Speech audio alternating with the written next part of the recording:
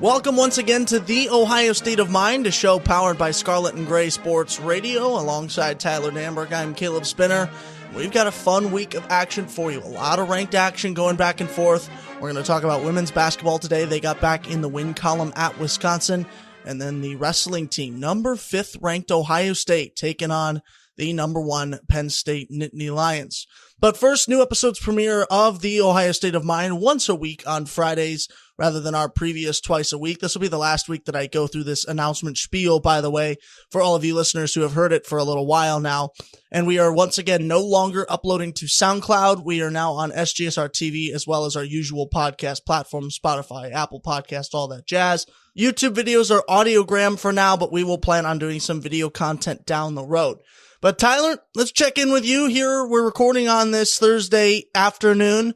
How are you up to this point? Are you excited for the weekend? I know we've got a duet that happens tonight, or closing out the duet. Well, should I say women's basketball at Wisconsin, now men's basketball hosting Wisconsin. We got 2 ranked outings against Penn State, wrestling that we're going to talk about, and then men's hockey. Big weekend. How are you feeling about it? I'm excited for this weekend. I think we've got a little bit of everything going on. You mentioned the duets. The Wisconsin men's and women's basketball little home and home series. And then you've got 2 top 10 matchups between Ohio State and Penn State on the ice, on the mats. But you know what I'm most excited for? I'm most excited to try and dish it out and let Caleb Spinner cook on Saturday morning in the Buckeye Media Classic, taking on the Sports Society Initiative. That's what I'm looking forward to the most, which you can watch on SGSR TV. Maybe it's been my fault for overhyping my basketball skills, but I have a feeling I'm going to let you down here. I did bring out, though, because we're wearing gray and they're wearing scarlet, I did bring out my old high school Mechanicsburg Indians Broadcast Network jersey, which is dark gray, and I haven't worn since the spring students versus staff game in the year that shall not be named, the week before the outbreak of COVID that canceled my senior year here. So this will be the first time I've worn this in a good amount of years, so you're going to see the debut. I had to blow some dust off the numbers for it to use it on Saturday. Now, how was your performance when you last wore the jersey? 1 for 1 from the floor with a rebound and 2 assists. That's I didn't what play they call much. Efficiency. I didn't play much. It was well known around my high school class with whom I played there that I was not the best basketball mind at the time. I've gotten better in the intramural RPAC leagues and the JCO and South pickup games, but yeah, I was not known as a really good basketball player in high school, and my classmates knew that and knew to keep the ball away from me. But let's move on here to talk about some people who are actually good at basketball, and that is the Ohio State women's basketball team. They dropped from 2 to 10 in the rankings after a 3-game losing skid that they had going back to that January game against Iowa on the 23rd. But Taylor Mikesell, and Cody McMahon were Ohio State's leading scorers with 25, 21, and 19 points respectively as the Buckeyes got back in the win column at Wisconsin. 90-67 was the final score there. The win snaps a 3-game losing streak for the Buckeyes, like I said, going back to that Iowa game. And we talked about the 8-point slide in the rankings, Tyler, but now that they're back in the win column, they've got some winnable games here on the schedule. Tough, but winnable games on the schedule. How high in the rankings would Ohio State jump from this game, if at all? They'll probably make a little bit of a jump, not too significant, especially with most of the teams in the top 10 still staying consistent. You look at LSU, they're still undefeated. I believe they're 21-0. South Carolina is still undefeated. So probably not that big of a jump, but you'd have to think they're going to go up 1 or 2 rankings. Yeah, and you got to remember, Wisconsin's an unranked team, beating an unranked team by even, what's that quick math tell me, 23 points here. It's not, it's not a surprise. And I feel like most jumps in the rankings, especially most drastic jumps in the rankings, come off a surprise factor. A team that shouldn't have beaten that team taking care of business, and thus they move up in the rankings. I don't think getting a result that should have happened or was projected to happen is going to boost you up too much. I'd say maybe they go to 8, maybe 7. But I agree. There hasn't been much shakeup at the top, so not sure how high of a jump that'll be. But Ohio State finished slightly over 55% from the floor, but only 38% from 3 on 8 of 21 from beyond the arc. This was a weakness that we saw in the loss to Purdue, most notably here recently. the commitment to the three-pointer even when it's not working. It's been a theme over the last 4 games.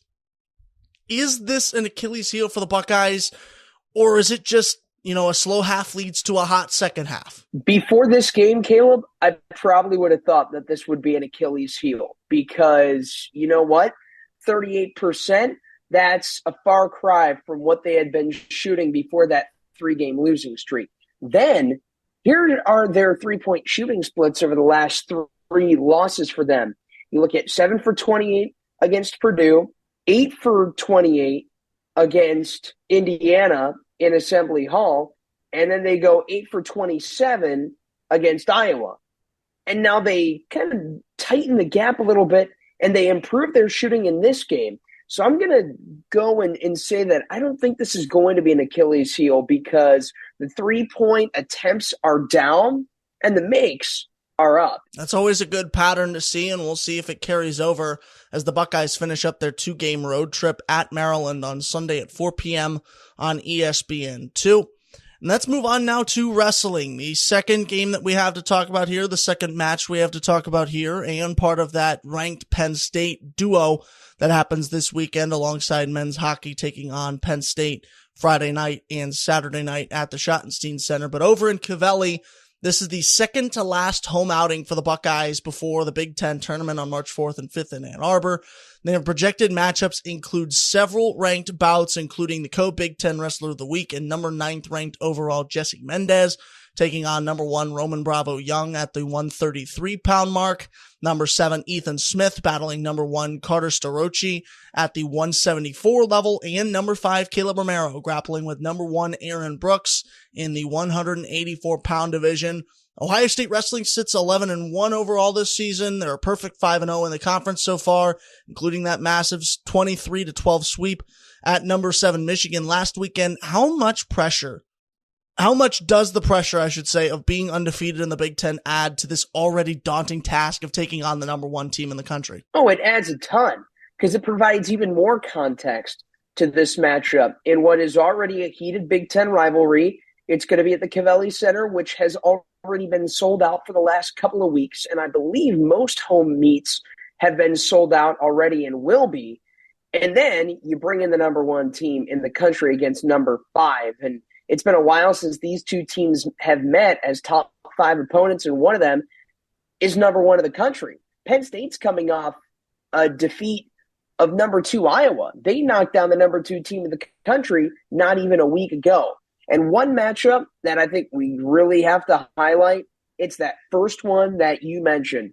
At 133, Jesse Mendez versus 2-time national champion and top-ranked wrestler Roman Bravo Young. You talk about pressure. I think that adds to even more pressure because Mendez is still undefeated as a freshman in Big Ten play, and he's going up against the graduate student and the established All-American reigning national champion. There's a ton of pressure, but I think if you talk to anybody with Ohio State, a lot of excitement as well for this marquee matchup on the mats this weekend. That'll do it for us here on the Ohio State of Mind. Alongside Tyler Danburg, I'm Caleb Spinner. We'll see you next Friday. But for now, that's the show. We're out of here.